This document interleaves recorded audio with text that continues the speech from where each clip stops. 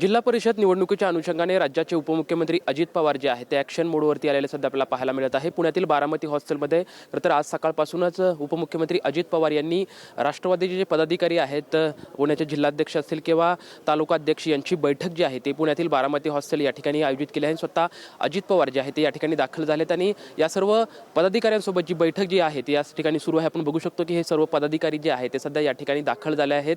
काल ही बारामतीमध्ये अजित पवार यांनी जे इच्छुक आहेत त्या इच्छुकांच्या मुलाखती घेतलेल्या होत्या। महानगरपालिकेमध्ये आलेल्या अपयशानंतर अजित पवार जे आहेत ते जिल्हा परिषदसाठी मोठी कंबर कसताना सध्या आपल्याला पाहायला मिळत आहे। ॲक्शन मोडवरती आलेलं अजित पवार जे आहेत आपल्याला सध्या दिसत आहे।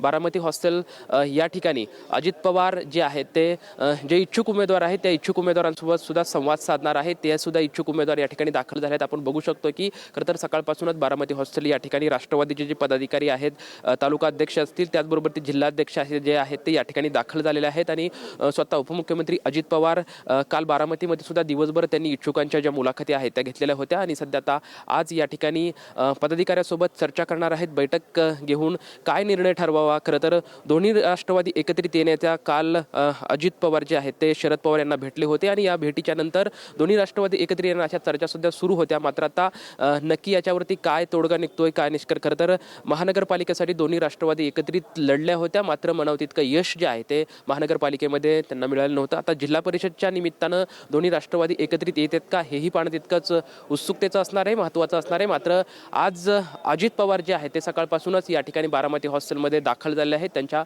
बैठका ज्या आहेत ते पदाधिकाऱ्यांसोबत सुरू असताना आपल्याला पाहायला मिळत आहे। कॅमेरामॅन विशाल रायपुरेसोबत लक्ष्मण जाधव, टीव्ही मराठी, पुणे।